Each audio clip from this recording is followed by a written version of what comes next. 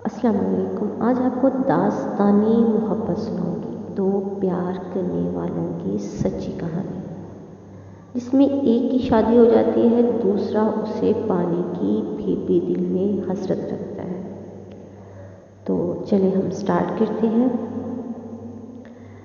مجھے ایک بات بتائیے، وہ میرے سامنے بیٹھی بڑے اعتماد سے بولی، وہ عورت جس سے آپ کی شادی ہوئی ہے اور آپ کے بچے کی ماں بھی ہے، اس میں اچانک ایسی کیا برائی، کیا خرابی یا کمی واقع ہو گئی کہ آپ اس کی ساری محبتیں، خدمتیں اور قربانیاں بھلا کر میری طرف مائل ہو گئے؟ ایسا کچھ بھی نہیں، بات صرف اتنی سی ہے کہ مجھے تم سے محبت ہے، مجھے تم سے محبت ہے۔ تو اس نے کہا، اور آپ نے اس محبت کو ملکیت سمجھ لیا، مجھے بتائے بغیر، مجھ سے پوچھے بغیر؟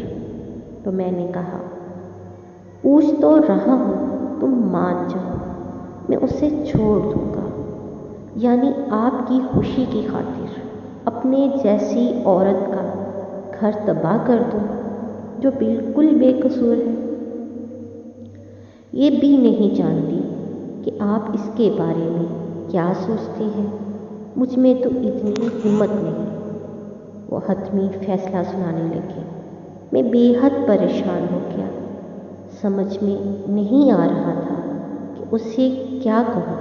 مجھے خاموش دیکھ کر بولی، کیا سوچنے لگے آپ؟ سوچ رہا ہوں رب کو منانا کتنا آسان ہے، لیکن اس کے بندوں کو منانا کتنا مشکل ہے۔ پھر تو آپ جانتے ہیں کہ رب ناراض بھی ہو جاتا ہے۔ میں خاموش رہا تو میرے چہرے پر نظریں جما کر بڑے سکون سے بولی،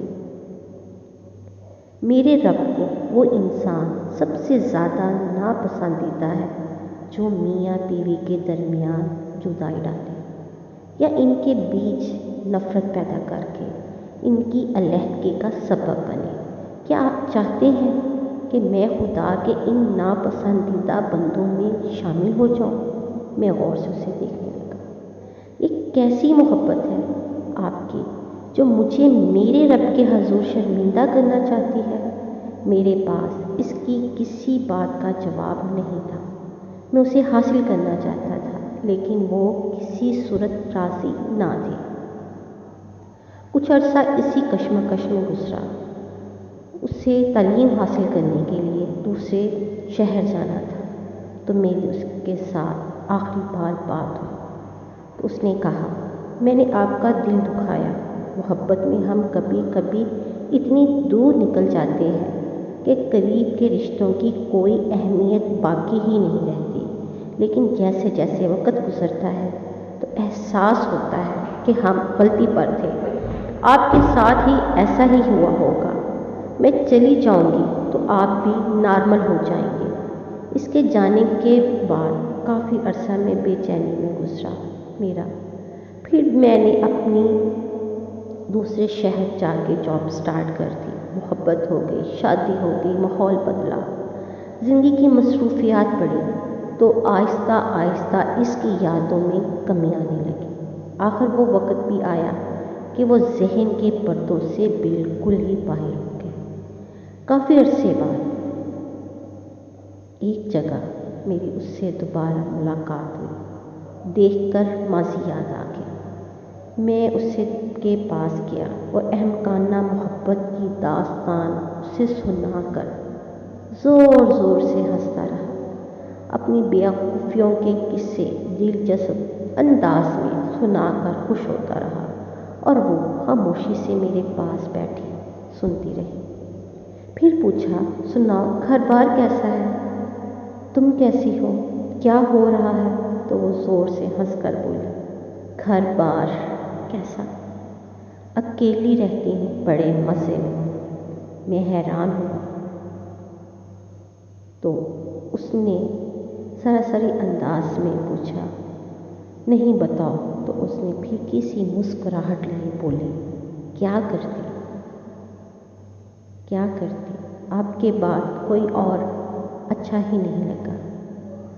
چائے کا کپ میرے ہاتھ میں تھا، لرزنے لگا۔ احساس ندامت نے قوت گوئی چھین لی۔ ماضی آہستہ آہستہ زخم کو ریتنے لگا، جسے بھولے ہوئے مجھے زمانہ گزر گیا۔ وہ آج بھی میری یاد کے ساتھ رہ رہی تھی۔ لفظ حلق میں اٹکنے لگے۔ خود کو سنبھال کر بڑی مشکل سے کہہ پایا، مگر تم نے تو کبھی میری بات کاٹ کر بڑے کرب سے بولی۔ جنہیں اللہ کی رضا کی خاطر چھوڑتے ہیں انہیں جذبوں کا احساس نہیں دلایا جاتا، بس لاتعلقی کا گمان ہی کافی ہوتا ہے۔ چائے چھلک کر میرے کپڑے داغ